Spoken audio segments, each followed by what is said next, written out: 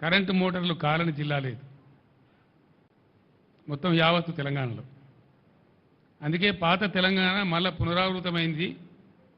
ఇందిరమ్మ రాజ్యంలో ఎగిరిచ్చిన పరిస్థితి అయింది ప్రజలని చెప్పి నేను మనవి చేస్తా ఉన్నా. ఇక్కడ బాధాకరం ఏంటంటే నీటి నిర్వహణ సామర్థ్యం తెలియనటువంటి లత్కోర్లు రాజ్యం వెళ్తున్నారు కాబట్టి, అసమర్థులు చవట దద్దమ్మల రాజ్యంలో ఉన్నారు కాబట్టి ఇవాళ ఈ పరిస్థితి సంభవించింది. ఎందుకు వస్తుందండి ఈ పరిస్థితి? నేను ఒక విషయం మీకు స్పష్టంగా చెప్పదలుచుకున్నాను. 2-3 ఉన్నాయి చిన్న చిన్న అవి చెప్పేస్తాను. ఏం జరుగుతూ ఉంది రాష్ట్రంలో, అసలు ఈ పరిస్థితి ఎందుకు వచ్చింది?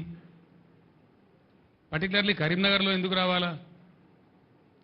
కరీంనగర్ కానీ మెదక్ కానీ గోదావరి బేసిన్లో ఉన్నటువంటి ఇంకా అనేక ఇతర జిల్లాల్లో కానీ ఎందుకు రావాలి ఈ పరిస్థితి నాకు అర్థం కాదు.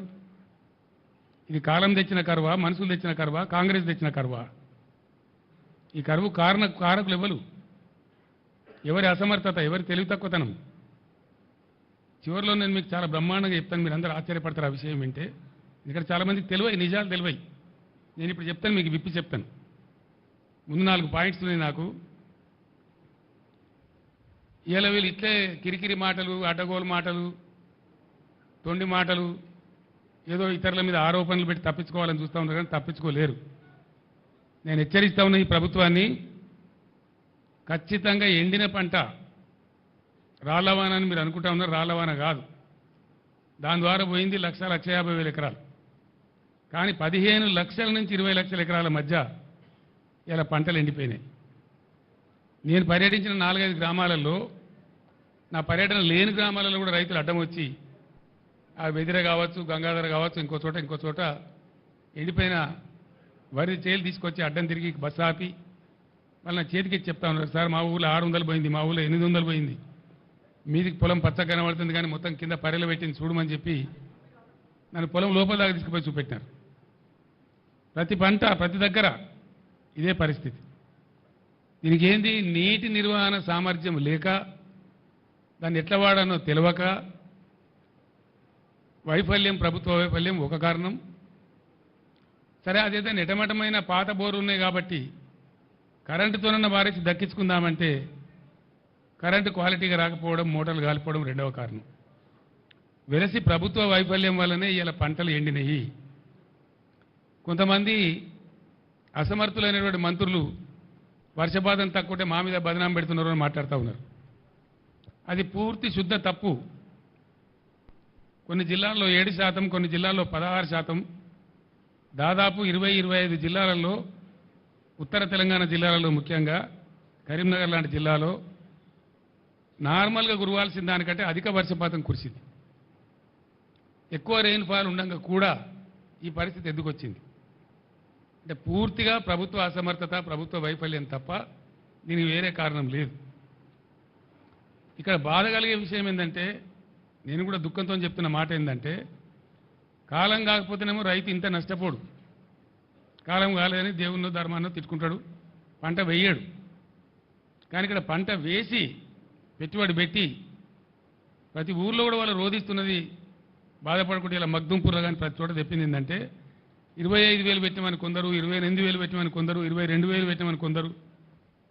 ఒక్కొక్క రైతు ఎకరానికి ఎంత పెట్టుబడి పెట్టిండో ఇంత పెట్టుబడి పెట్టి గంగపాలైనం సార్ అని వాళ్ళు మొత్తుకుంటా ఉన్నారు. మేము వేయకపోతే బాధ లేదు, కానీ కారణం ఏంది? రైతు బంధు మీద ఒక అరాకిరి. అది ఎప్పుడు వేస్తారో ఎప్పుడు వేయరో చెప్పకపోవడం, 7 ఎకరాలని 3 ఎకరాలని 4 ఎకరాలని దానిలో తొండి పెట్టి అసలు వస్తుందా రాదా ఒక కన్ఫ్యూజన్ గురి చేయడం రైతులను. నిన్న మొన్నటి దాకా ఇప్పటికి కూడా ఇంకా పూర్తిగా వేయలే రైతులకు, 100% వేయలే. ఇంకా దాని మీద ఒక పాలసీ లేదు, ధైర్యం లేదు, చెప్పే తెలివితేటలు లేవు. అదొక వైఫల్యం. అదేవిధంగా నేను మొన్న మాట్లాడితే ఇంత గలీజ్గా అంటే ఒక ముఖ్యమంత్రి స్థాయిలో 100 రోజులలో 200 మంది రైతులు చచ్చిపోయిన 200 పైచీలు కానీ నేను చెప్తే 48 గంటల్లోగా ఇవ్వండి, మేము వాళ్ళకు నష్టం ఇస్తామని చెప్పినారు. మేము 4 గంటలనే ఇచ్చినాం. ఇది లిస్టు. 4 గంటలే, 4 గంటలనే ప్రభుత్వానికి చీఫ్ సెక్రటరీకి పంపించినాం. 209 మందికి పంపించినాం. దాని తర్వాత కూడా ఇంకో 5-10 జరిగినాయి. ఇప్పటికీ ఉలుకు లేదు పలుకు లేదు ఏం లేదు.